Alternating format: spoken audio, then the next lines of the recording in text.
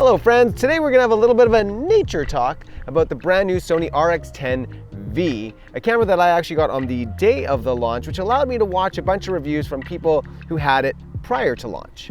Most reviewers with experience struggle to understand the point of bridge cameras, but brands like Sony and Nikon actually understand the point of them quite well. Now this might surprise some of you, but camera brands are not altruistic charities. Their job is to find a need in the marketplace and fill it with a product in exchange for our money.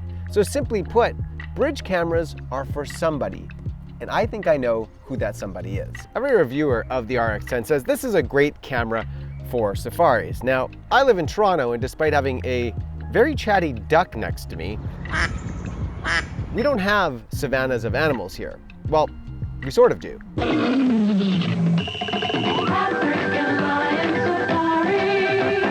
But I don't need to go there. In order to see the real value of this camera, you don't need to leave home, and honestly, you don't even need to be an experienced photographer. If you have any experience in photography and you already own, say, a micro four thirds, APS-C, or full frame sensor camera, I admit that you're not going to find much interest in this camera, except for a small sliver of users, which we'll get to. But to see this camera as a great camera, one to get excited about, you really have to throw out much of what you know about photography. This video is squarely aimed at two distinct user groups. The lesser being those experienced photographers who are looking just to supplement their current setup with a camera that is very versatile, but also very compact and easy to use. But the target audience for this are those users who are looking to really start taking really great photos or video of their travels or kids' sport games, any sort of pastimes or everyday walk of life. This is a camera that is capable of doing all of that for them without the intimidation of a really large camera. For those two group sets, or really anybody who cares to watch, we're going to get into what makes the RX10 V so special. But I'm also going to point out where users are going to hit the limits of what this camera can do, and at that point, where you might be better off with something else. Before we get into the weeds, let's briefly discuss what some might see as maybe an alternative to the RX10 V. Many reviewers will often comment that you can get a better image by just simply paying a little bit more money and getting an APS-C style camera like Sony's own a6700. APS-C with a crop factor of only 1.5 compared to the 1-inch sensor's 2.7 times. In certain cases, the RX10 does have an advantage. When the sensor size shrinks, everything scales down. If I'm traveling and photographing wildlife, I want a really nice long lens, and the fixed lens of the RX10 zooms all the way from 24mm to 600mm at f4. If I want something similar on, say, the a6700, I need to use 3 separate lenses, the longest of which, a 200 to 600, is a tank. Having a camera that has a fixed lens has two distinct advantages, the first being weather sealing. This is a big point if you find yourself traveling to either very wet places or very dry ones. Having to change lenses means at some point you're going to get the dreaded dust on the sensor artifact, which are nearly impossible to notice with the LCD. This is just a problem you will never have with the RX10 V. The second advantage of a smaller sensor is, believe it or not, image quality. Wide open and at large apertures, you will get a sharper photograph edge to edge than most interchangeable lenses. The fixed lens is fine-tuned specifically to the sensor, and because of the crop, you're actually not seeing anywhere close to the edge of the image circle where aberrations are their worst. If you want a massive zoom range that has pin-sharp edge-to-edge resolution, you can get that with a camera like the RX10 V. Not to mention, the whole system is a fraction of the weight. If you want a travel or wildlife camera but you're insistent on interchangeable lenses, then I think you're better off with something like the Olympus OM series micro four thirds camera. It gets closer to what the RX10 does, and you may get overall better images. But again, you're swapping lenses. They are larger and the cost will go up, yada, yada, yada. So here is squarely my point.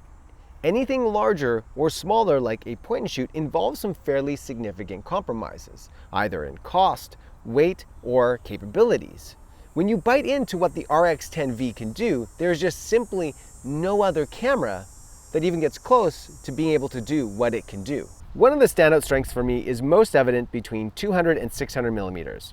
Most photographers are used to lenses between, say, 24 and 200 millimeters, but few will ever get the opportunity to see what a 600 millimeter lens can do. It's a wild experience that isn't just for birds. The image compression that you get at 600 millimeters is something special, and to have instant access to a lens that is f4 at this range, that's quite phenomenal. If you're new to photography, this is such an awesome opportunity to learn how to frame photos or videos across such a massive range from wide to super telephoto. You don't get that in any other camera system. If you're at your kids' soccer or hockey games, it's gonna make you feel like a professional sports photographer. If you're traveling or shooting wildlife, it's gonna make you feel like you're on assignment with National Geographic. But it also takes really lovely portraits, landscapes, street photography. It's all there in the palm of your hand. I do wanna get into some of the challenges that you will face with this camera, but before I do, there are a few other positive attributes that I do wanna get across. Many reviewers do point to the lack of a rotating LCD screen. Yeah, these aren't my favorite either, but I will tell you this, in my experience, they are more durable. The swing out LCD on my FX3 is already starting to get a little janky. The RX10 V isn't intended to be a vlogging camera. The user is likely to treat this as a photo camera, and as such, also use the EVF as much or more than they're going to use the LCD. Tilting screens like this are not just more durable, they're less bulky and are always geometrically aligned with your shot. It will always be a better design for photo-forward cameras. Even on the hunt for my favorite animal at my local zoo, the LCD screen tilt worked great, and the hand grip meant that I could get a usable shot at the limits of my reach without dropping the camera. Despite that, this is actually a great video camera. I can see this as being a really good documentary camera as long as somebody's willing to make a cage for it where you can mount sort of a small monitor. And in fact, on paper, this camera actually competes with or is better than some of Sony's own video camcorders, like their Z200, which uses the same sensor, most of the same video firmware, and still does not match the zoom range of the RX10 V, while costing nearly 3 times more. Yes, there is a very good reason why you pay that for the Z200. Not the least of which is temperature stability. The RX10 will overheat in extreme heat, as it did one day when temperatures on my front lawn pushed into the mid-30s. So as you can see, I've gotten the warning that the camera temperature has risen. It's more than 30 degrees outside. I'd say it's around 31 Celsius at the moment, and I've been recording the camera on kind of nonstop for about half an hour. It still records. It just asks me politely to rethink that. I'm going to come back to video later on, but I'm not quite finished discussing some other important aspects. Another critique of these small 1-inch sensors is always going to be depth of field, meaning how much can I throw this background out of focus? And ever since the beginning of photography, we've been trained on this full frame 35mm look, which I agree is very special, but it cuts both ways because at some point, this super shallow depth of field becomes quite distracting. With full frame images, you will often see close-ups with like half the head out of focus, which I think can be really distracting. A 1-inch sensor camera actually places your subject entirely in focus, which is why it's the sensor of choice for most documentary camcorders. Even great portrait photographers are known to shoot at apertures like 5, 6, or 8 because how you compose a scene has far more value than a poorly composed one where you have to throw the focus out because your background is garbage. It's almost like a small sensor teaches you to become a better photographer. For those who are still concerned, well, there are also tools and programs like Adobe Lightroom which allow you to add blur in post. Though of course, results can vary from very believable to very silly. It's sort of situationally dependent. Another clear advantage of a 1-inch sensor is going to be readout speed. A camera like the FX3 has some of the very best rolling shutter performance of any camera on the market, and yet the RX10 V is nearly twice as fast. It's fairly simple physics, which allows the camera to provide blackout-free 30 frames per second burst photos, which is a vital tool for sports or wildlife. Here's a good place to pause with just a couple significant critiques. The first being that this camera has no pre-capture, which not only boggles my mind, but also that of all the other reviewers. Listen, I don't know much about the details of this technology, like can it be added in firmware, or is there some type of hardware they just chose not to install that actually makes this feature possible? Was it a cost savings choice? I don't know. But pre-capture has become so key to sports and wildlife photography that it feels bizarre to have a camera this capable and then just leave it out. The only reason I can think about its absence is that the target user for this camera is not really going to be photographing stuff and really care about things like pre-capture. And by leaving it out, perhaps that there's just some cost savings that make room for some other more modern attributes that are more important to this user group. The second issue that users are going to have to contend with this camera is that larger sensors just simply collect a lot more light, and so this smaller sensor does not do very well at higher ISOs.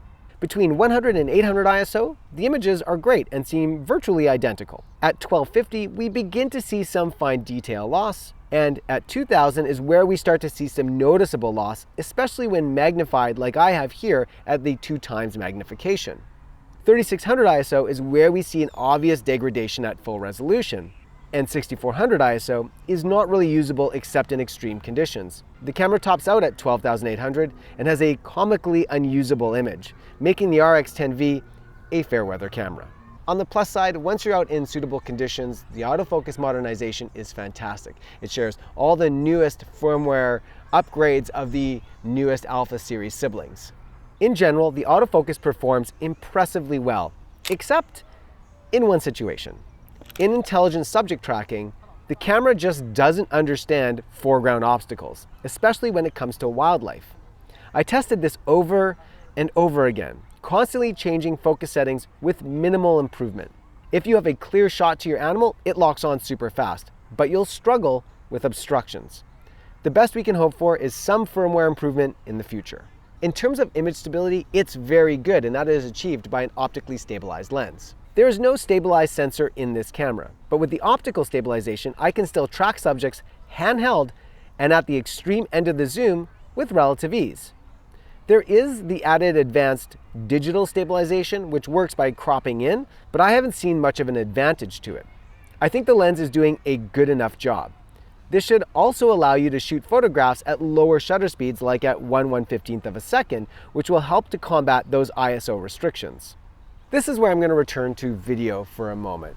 This camera, like all other Sony mirrorless cameras, camcorders, or their cinema products, comes equipped with all the finely tunable picture profiles from, say, S-Cinetone to hybrid log gamma, all the way up to S-Log3. Let me show you an example. In a landscape setting, I see virtually zero differences between the RX10 V and the full-frame FX3. Which just proves my point even further, that for travel and the casual user, the RX10 V performs well beyond the needs of most, and also serves to provide exceptional longevity for the camera. And we can go a step further with the RX10 V because it also provides some creative filters that you might already be familiar with if you have Sony's Image Edge desktop app. These same filters are now available in camera for the video setting as well. They offer some level of tunability, but are not as customizable as the classic picture profiles. Still, they offer a collection of nice baked-in options beyond S-Cinetone. Before I conclude this video on my key thoughts about this camera, you'll notice that I didn't go through an exhaustive list of all the differences between the Mark IV version and the 5, and that is because there are just so many changes. And so as a result, I've actually left in the description below a link to some of my favorite reviews that do cover all of these things. My focus for this video was mostly just to try to answer the question of why. Why does Sony continue to make a bridge camera like this, and who benefits from it? All the while trying to demonstrate some of the things that people will struggle with, as well as some of the really great features that it offers. In my opinion, this is the camera for anyone who is traveling and looking for a great compact camera, but powerful enough to take great travel photos and videos, but also something for the everyday life. This is a user that might be new to photography, so they'll want something easy to use as well, and something that they also won't grow out of in a year. Even for seasoned photographers, the math is the math. And you can't get these features in a compact form like this in any other way, which makes it a good choice for a grab-and-go camera, allowing you to leave your bigger systems for times when you have the resources or space to use them. And I have to admit that someone who's been shooting photography for 35 years, that I actually still had a really great time with this camera. It was super fun, and it was really playful and just so easy to take with me. And I hope that that's the experience that all photographers who choose to pick this camera up will have as well. That's it for me. Thanks so much for watching. As always, please subscribe to this channel for more great videos like this, and comment in the comment section down below. I'm sure you're gonna have something to say about this camera and bridge cameras in general. For me, For now, I'm out. Peace.